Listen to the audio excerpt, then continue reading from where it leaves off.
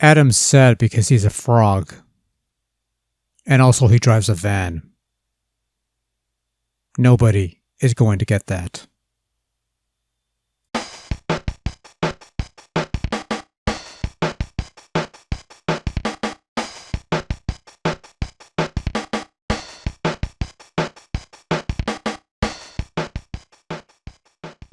Frog Bog, released in 1982 for Intellivision from Mattel Electronics, is a game where you take control of a frog and catch flies with your tongue of death and misery, with the ultimate goal of the game being to eat more flies than your rival frog, and whoever eats the most flies before nightfall wins the game. Now, if this game looks vaguely familiar, it's because we've previously sampled a familiar game on Atari 2600 called Frogs and Flies from M Network, and that was a perfectly fine game for what was essentially a stripped-down port of an Intellivision staple.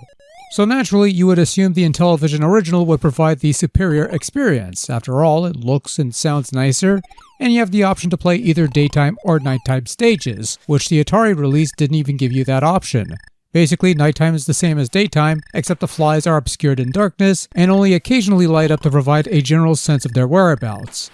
And also, you have until the moon clears from view to catch as many flies as possible. Different setting, but slightly different challenge. Should be fairly simple to play out, right?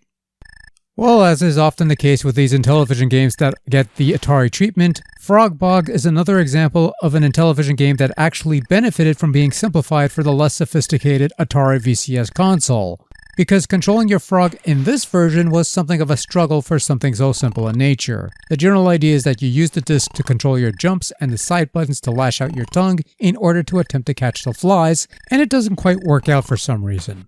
On Atari, you moved the stick left or right to move your frog left or right, you held down on the stick to cover distance, and you pushed up to jump high. Fairly straightforward and was responsive. Here, however, I'm struggling to get the frog to turn or jump or do anything worth a damn because the controls are oftentimes non-responsive or just feel like doing whatever they want to do. It's baffling that this is a console that I could attempt these high-concept games like B-17 Bomber and Utopia and be fairly competent at them, but fumbles when it comes to getting a frog to eat flies over a pond. I don't know. For what it's worth, Frog Bog does sport some slick scenery circa 1982 home video game standards. The frogs and flies may be somewhat simplistic single-color gimmicks, but the scenery's rather nice with the lily pads and foliage, and the day and night transitions is pretty smooth. Sound effects are nice and clean with a pleasant-sounding splash sound, and even the crickets at the end of each game session are a nice touch. I mean, credit where it's due. It's a nice-looking game with some great sound output. It's just too bad that the controls are absolutely dreadful and aren't worth a damn. Overall, Frog Bog on Intellivision is unfortunately another example of a decent little game that is hampered with utterly crippled controls for something that should have been so simple to execute. For what it's worth, if you can put up with the convoluted control scheme, whatever you want to call it, a mess of a game, a mess of control setup. There is a fun time to be found here, especially with two players, but once again, given the choice, the simpler Frogs and Flies conversion on Atari 2600 proves to be the far superior game over its Intellivision original.